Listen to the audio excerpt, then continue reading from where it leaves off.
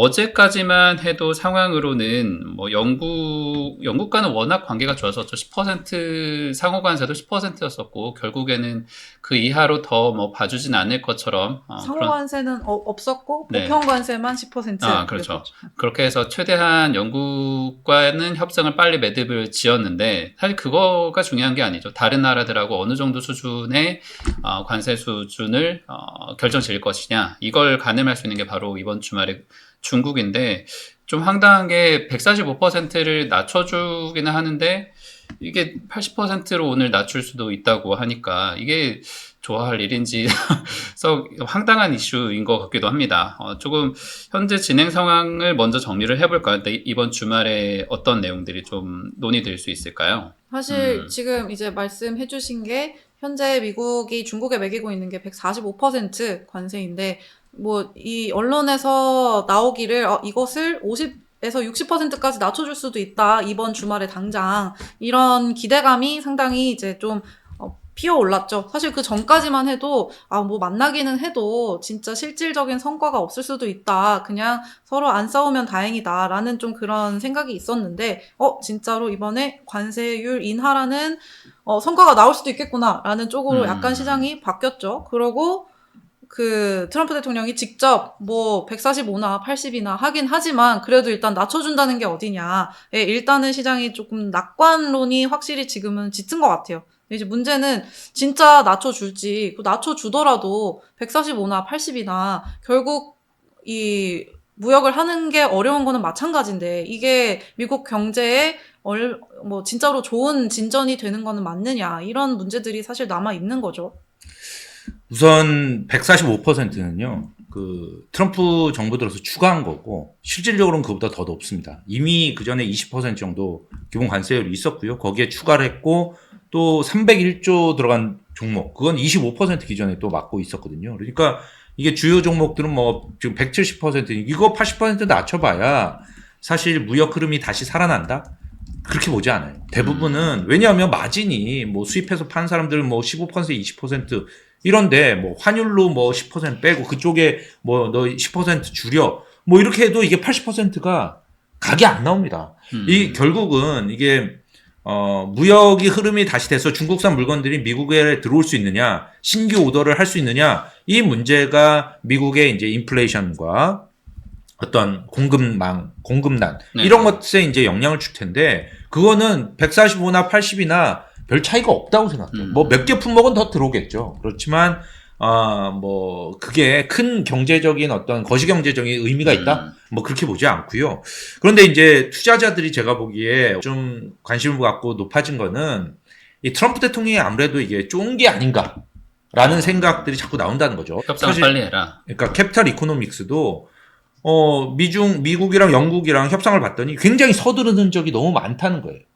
서두르는 적이 너무 많고, 그리고 뭐 포괄적이고 풀 컴프리헨시브 이렇게 얘기를 했지만 전혀 풀 컴프리헨시브가 아니라 한 10개 종목 갖고 얘기를 한 거고 디지털 뭐 농산물 이런 얘기도 거의 없었고 농산물에 대한 어떤 검역 기준. 농산물은 그런 게 굉장히 중요하거든요, 사실. 그런 데 대한 어떤 얘기도 없었기 때문에 이거는 전혀 한 게 아니고 이렇게 서두르는 걸 보니까 트럼프 대통령이 지금 굉장히 쫄리고 있다.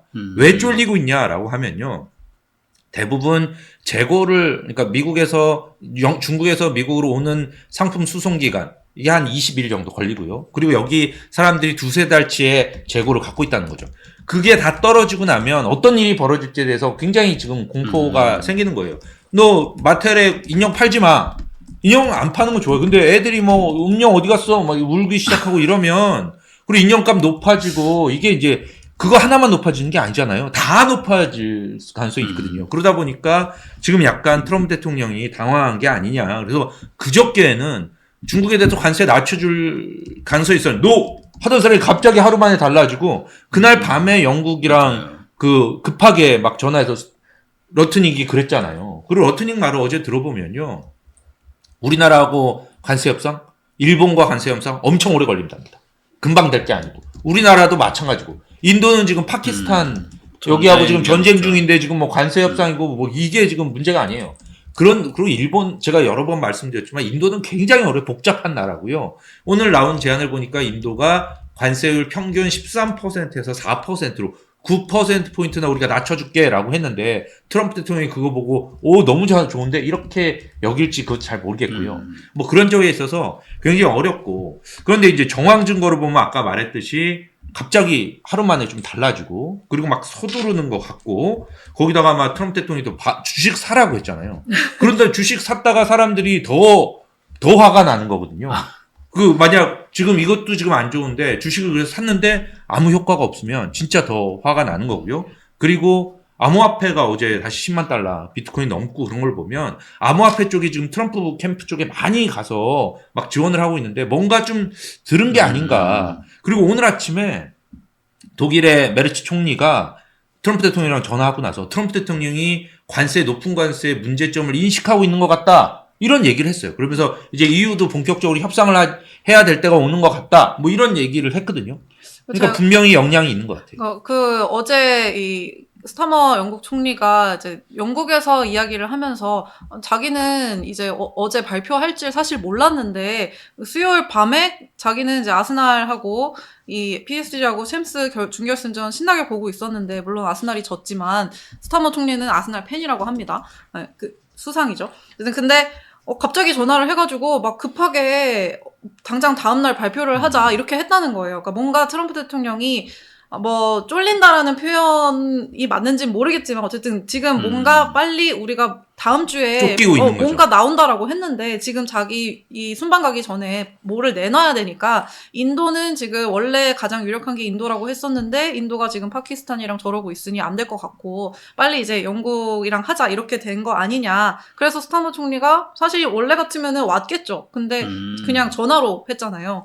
뭐 그런 정황들을 봤을 때 굉장히 좀 빨리 좀 성과를 이제 보여주고 싶어 하는 게 있는 것 같다. 제가 빈틈없이에 올린 내용은 지금 그럼 왜 지금이냐? 이제 뭐 순방을 앞두고 그런 것도 있지만은 최근에 베센트 장관의 발언들을 보면은 자꾸 홀리데이 시즌에 우리가 들어가고 있는데 이런 말을 한단 말이에요. 근데 지금 이제 미국은 이제 4th of July 이제 7월 4일 독립기념일과 이제 그 전후에 굉장히 이제 쇼핑을 많이 하는 이제 그런 유통업계 대목 시즌 중에 하나고요. 그게 조금 더 지나면 이제 가을 신학기 시즌, back to school 해가지고 또 이제 막 엄청 소비를 많이 합니다. 그런데 그 전에 이제 좀 어느 정도는 나중에 다시 높이더라도 일단은 관세를 살짝 낮춰줘서 좀 지금 배에 싣고 들어오지 못하고 있는 뭐 학용품이든 뭐 싼 신발이든 이런 것들을 일단은 들여와야 좀 미국 소비자들이 행복해하는 이제 분노를 좀 잠재울 수 있는 이제 그렇게 될 테니까 지금 좀 일단 일시적으로 약간 숨통을 틔워주자. 나중에 다시 때리더라도 약간 요런 상황이 아니냐. 제가 말씀드렸지만 재고가 뭐 2개월에 3개월이 대부분이거든요. 그러면 4월 2일 날 충격을 받고 그때부터 신규 주문을 안 했다고 치면 이게 7월 2일이에요. 예, 그러니까 7월에 별별 일이 다 있는 거예요. 7월 2일까지 되면 재고가 떨어질 수가 있고요. 7월 4일 날이 또 베센트가 정한 예산안 통과의 데드라인이고요. 7월 8일은 관세 유예 90일이 끝난 날이에요. 그래서 7월 초가 되면 온갖 게 다 몰려 터지는데 지금 이 분위기는 최근에 뭐 CNN, 뭐 CNBC 이런 데서 다 항구에 가서 막 찍습니다. 항구에 배들이 없어요. 어제도 CNBC가 롱비치항에 갔는데 배가 없더라고요. 그러면서 그 커미셔너, 한국 커미셔너가 이런 거 처음 봤어. 나 팬데믹 때 이러고 지금 그거 똑같아. 뭐 이런 얘기들을 했고 CNN도 저 LA 항구 가서 똑같은 얘기를 하고요. 그리고 방송마다 나와서 하는 게 중소 자영업자들 이런 사람들이 나와서 나 트럼프 팬이고 마가 하는 사람인데 지금 한 달 있으면 나 물건이 없고 이제는 나 해고해야 되고 나는 그냥 뱅크럽트야. 나 뭐 어떡하라고. 아니 이렇게 갑자기 이렇게 뭐 145% 때리고 무역 뭐 아무것도 못하게 이렇게 하면 그냥 망하는 수밖에 없어. 지지자인데 그런 얘기들을 수도 없이 하고요. 수많은 사람들이. 그게 분명히 트럼프 귀에 안 들어갔을 수가 없고요. 이 미국 노동 인력 1억 7천만 명이죠. 1억 7천만 명 중에 70%, 80%가 중소자영업자들의 고용입니다. 대기업 고용, 대기업도 많지만 대기업 고용보다 중소자영업자 고용이 안 돼. 그 사람들이 하기 시작하면요. 해고는 끝나는 거고 그 사람들은 대기업들은 버퍼가 있잖아요. 돈이 있고. 그래서 어려웠다가도 다시 살아날 수 있지만 이 사람들은 뱅크럽 되면 다시 못 살아나요. 금요일 아침에 이 아드리아나 코글러 페드 이사가 뭐 이제 스태그플레이션 리스크가 커졌다. 이제 그 FOMC에서 한 이야기를 그대로 이제 파월이 한 이야기를 거의 그대로 했지만 거기서 중소기업들이 굉장히 힘들다 이런 얘기를 이제 했는데 그거를 보고 어떤 사람이 페드 인사가 스몰 비즈니스 이야기를 한 적이 있나 자기는 거의 처음 들어보는 것 같다 이 얘기를 하더라고요. 하지 그러니까 않나요? 그 물론 보고서에 네. 직접 발언을 사실 훨씬 더 큰 데이터들을 주로 이야기하던 페드가 약간 이렇게 스몰 비즈니스까지 이야기를 하는 거 자기는 거의 처음 본 것 같다 이런 얘기를 하더라고요. 근데 뭐 당연히 다 모든 데이터를 살펴보겠지만 확실히 지금 이 민심이 조금 많이 안 좋아지고 있다는 거를 트럼프도 뭐 나중에 다시 때리더라도 지금은 일단 조금 풀어주자라는 쪽으로 많이 기운 것 같긴 합니다. 중국의 대미 수출이 상당히 줄었잖아요. 근데 20%요? 이게 다 미국으로 바로 안 오고 상당히 우회하는 바람에 다른 나라 지역들의 수출은 늘었고 또 그렇게 하면서 그 사이에 오는 물동량의 어떤 지연이 결국 말씀해주신 이쪽으로 들어오는 배들이 줄어들게 되고 뭔가 타격이 시작되는 그런 그림처럼 좀 그려지기도 하는 것 같아요. 그러니까 이 기존에 만들어 놓은 물건은 어쨌든 뭐 팔아야 되니까 이쪽으로 돌리든 저쪽으로 돌리는데요. 중국 사람들도 지금 막 물건을 막 그럼 열심히 똑같이 만들고 있지는 않거든요. 그래서 이게 금방 하지 않으면 그 재고가 끝나고 다시 그쪽에서 발주해서 오는 기간, 그 한 달 정도 걸리겠죠. 그 한 달 이 버퍼 기간 안에 뭔가 해결이 되지 않으면 올라가는 겁니다. 그래서 지금 상황은 이 파월 의장이 이제 이번 주에 금리를 동결을 시켰는데 그 파월 의장의 말을 들어보면 사실 약간 지금 우리가 너무 잘했어 그동안 경기도 그대로고 물가 다 낮아졌잖아. 그런데 뭐뭐 때문에 나 지금 모르겠어. 난 몰라. 나 모른단 말이야. 나는 이 페드 의장이 모른다고 하는 거를 우리나라 중앙은행 사람이 딱 나와서 기자회견에서 나 모르겠어. 나 몰라. 몰라를 몇 번을 얘기했는지 모르겠어요. 그래서 그 클라우디아 쌈이 되게 비난하더라고요. 아니, 모를 수 있는데, 진짜 그렇게 모른다고 하면 어떡하냐. 페드는 이제까지. 나 쟤 때문에 몰라요. 원래 쟤 때문에라는 게 삭제된 거예요. 그 전에 이제 또 닉 티밀하우스랑 짰는지, 닉 티밀하우스가 지금 기저 인플레이션은 어떠냐 이런 거 물어봤잖아요. 지금 기저 주거비도 내려오고 있고, 막 모든 게 다 완전히 우리가 잘해서 했었는데, 지금 누구 때문에 상품 인플레이션이 오르고 있다, 뭐 이런 얘기를 하면서 모르겠다라고 한 건데, 이제 3위, 클라우디아 3위, 이제까지 페드는 우주의 지배자 같은 그런 바이브를 항상 풍겼었는데, 이렇게 아무리 그래도, 물론 이번에 금리 내리라는 거 아니지만, 그래도 좀 가이던스를 줘야지. 이렇게 그냥 모른다고 하면 어떡하냐. 백악관한테 모든 걸 다 그냥 이제 넘기는 것이, 물론 백악관 잘못이긴 하지만, 잘못이 아니라 백악관의 주도로 이제 모든 것이 움직이고 있긴 하지만, 그래도 페드 의장이 이러면 되느냐 이러면서 이제 막 분노를 하더라고요. 아니 저희 이상은 워싱턴 특파원이 페드가 이제 많은 분들이 뉴욕에 있다고 생각하시는데 뉴욕에는 없고요. 워싱턴에 있습니다. 이게 연방기관이기 때문에 독립기관이긴 하지만 페드가 워싱턴에 있어서 저희 이상은 기자가 특파원 워싱턴 나우를 진행하고 있죠. 지금 갔다 왔어요. 거기로 나서 페이스북에 올렸습니다. 이렇게 올렸어요. 가서 제가 느낀 뉘앙스는 이랬습니다.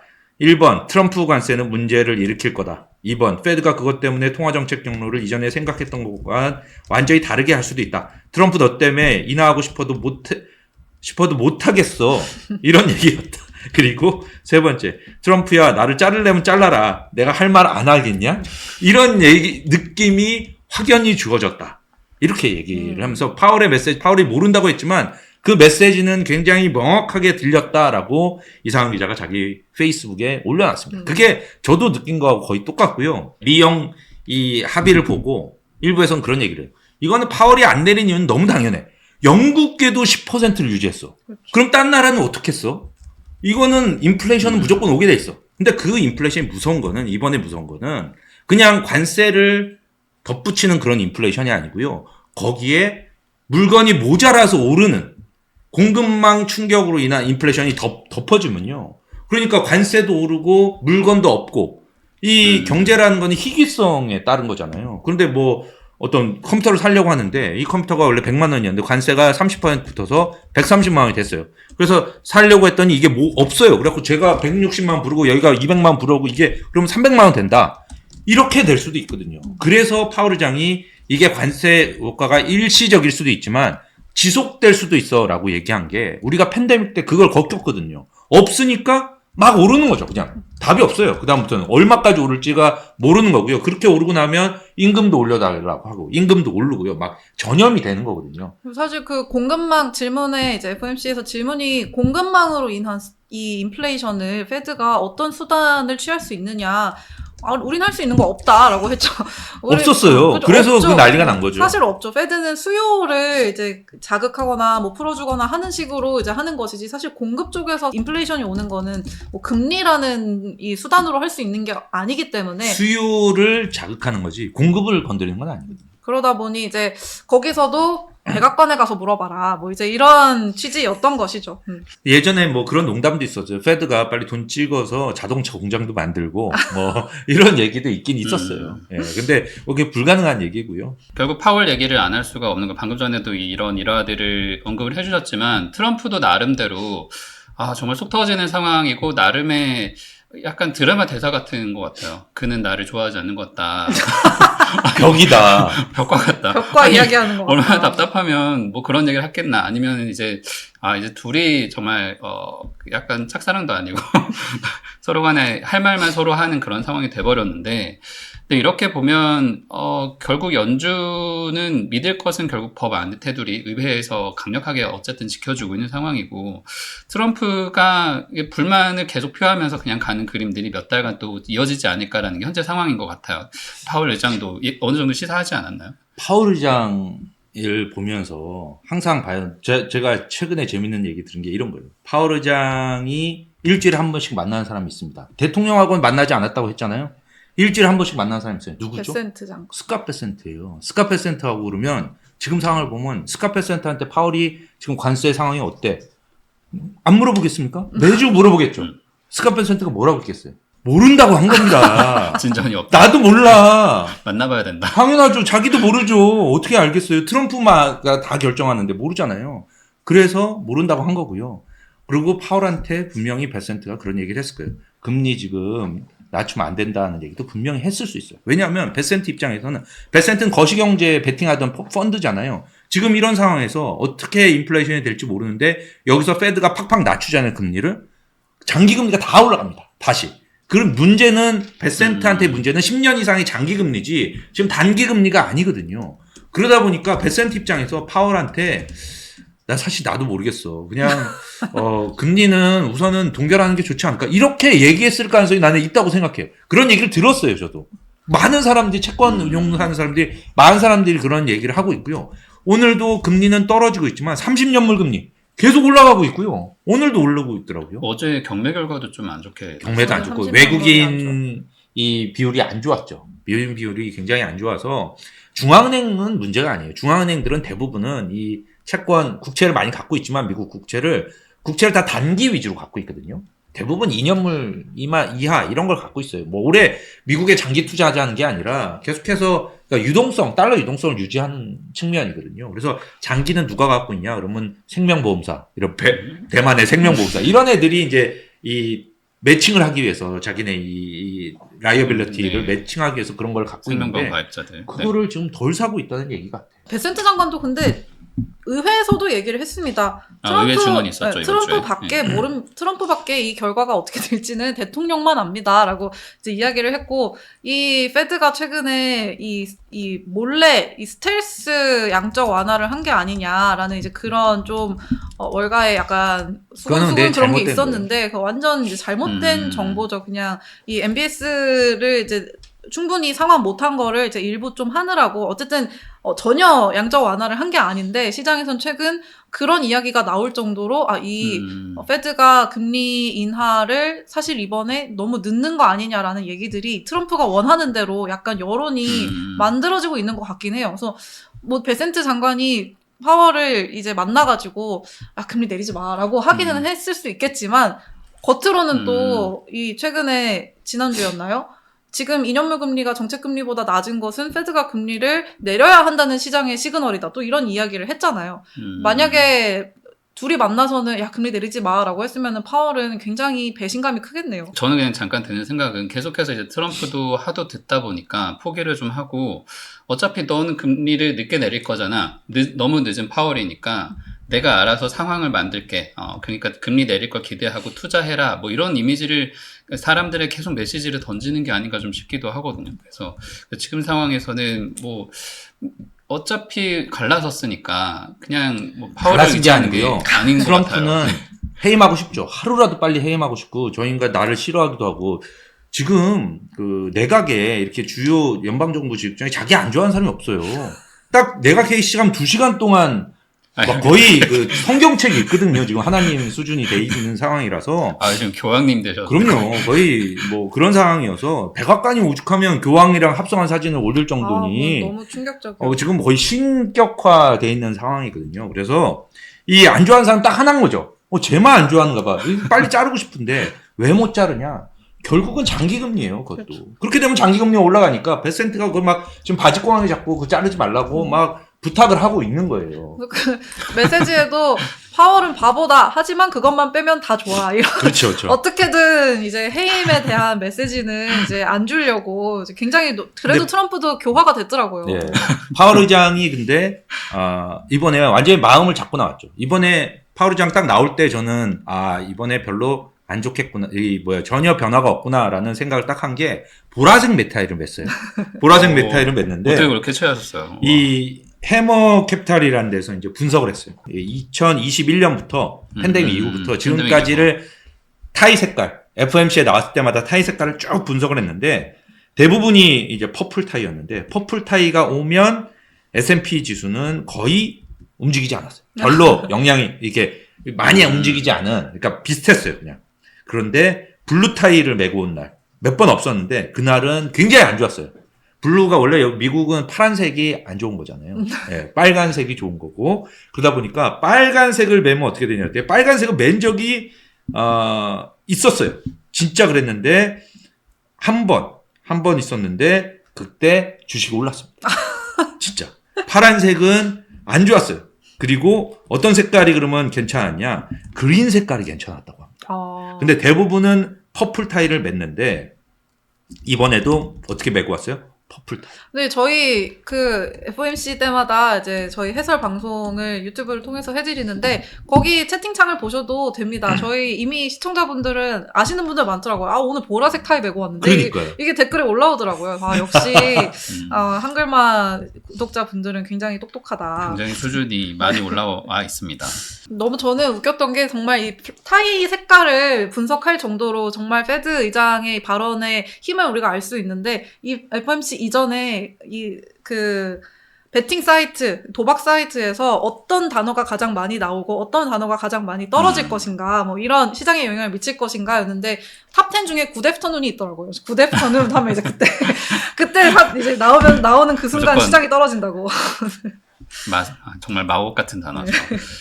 그런 상황이면 어쨌든 금리는 뭐 6월에 동결 가능성이 현재 매우 높아진 상황이고 이제 9월에 내린다라는 그런 전망에 힘이 실리는 건가요? 그렇게 봐야 되나요? 그러니까 아까 제가 말씀드린 그 3개월 있잖아요. 3개월 뒤에 이제 본격적으로 그러면 이제 6월 말 뭐 7월부터 나타나는 거죠. 그게 막 경제 지표에 나타나면 6월, 7월 지표가 언제 나옵니까? 7월, 8월에 나올 거 아니에요. 근데 7월에 FOMC가 마지막에 있고 8월은 없죠. 9월에 있어요. 그러니까 그런 본격적 충격이 과연 6월 데이터에 나타나서 그게 7월 회의 전에 나오면 7월에 할 수도 있지만 지금 봐서는 그렇지 않을 거다. 라는 쪽이 더 이제 아직까지는 왜냐하면 버퍼가 있으니까. 그런데 그러고 나서 여름에 딱 들어가서 7월 FOMC 끝나고 났더니 막 본격적으로 이게 막 문제가 생기면서 그렇게 되면 결국은 이번에 잭슨홀 회의에서 얘기를 한다는 거죠. 내릴 것 같아라고 얘기를 하고 그렇게 내리면 좀 뭐 일부에서는 그렇죠. 그렇게 내릴 경우에는 그냥 25bp가 아니라 50bp씩 떨어뜨릴 수가 있다.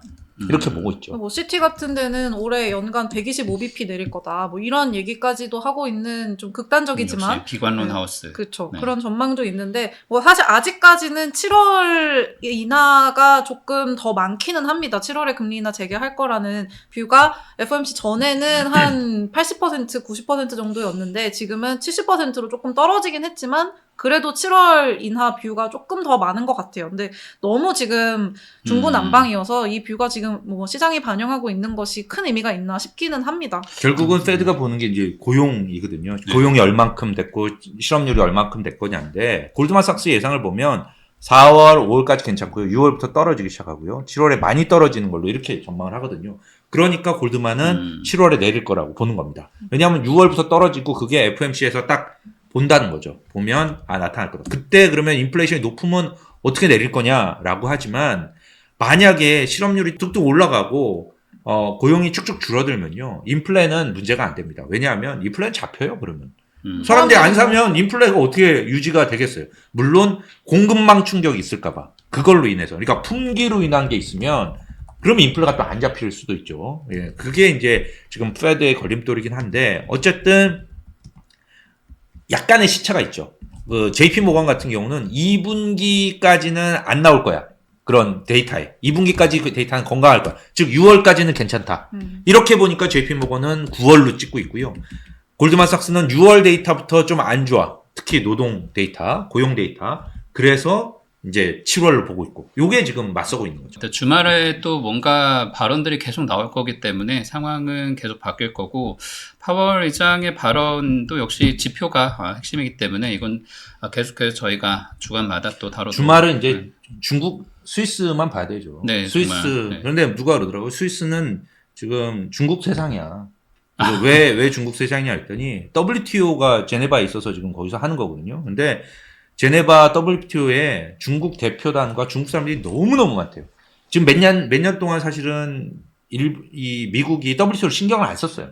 거의 거기 버려졌죠. WTO를 그래서 중국이 돈도 많이 내고 이래서 중국이 거의 좀 장악을 한 그런 상태라고 누가 얘기를 하더라고요. 그래서 결국은 이번 주말에 과연 80%까지 내릴 수 있을지가 우선 관건이고요. 80% 내리면 괜찮냐? 이것도 문제예요. 이 80%가 지금 기준선이 됐기 때문에 그게 안 내려면 오히려 실망력. 그게 내려줘야 오늘 상승 분위기까지가 유지가 된다. 더 오르는 게 아니고. 그런 얘기가 현재 있는 거죠. 이미 80%는 기정사실. 80% 말하고 나서 오늘 아침에 지금 한 0.5% 오른 거잖아요. 지금 금요일 아침에. 그래서 그거는 거기까지는 반영이 된 거야. 이미. 사실 그 언론 뉴욕 포스트하고 블룸버그가 이제 목요일 저녁부터 50에서 60%라고 보도를 안 했으면 오늘 아침 트럼프가 80% 그 얘기만으로도 더 올랐을 텐데 괜히 초를 쳤군요. 언론들이 초를 치는 바람에 하지만 언론은 네. 원래 초 치는 게 속성입니다. 어쩔 수 없네요. 자기 반성인가요? 네.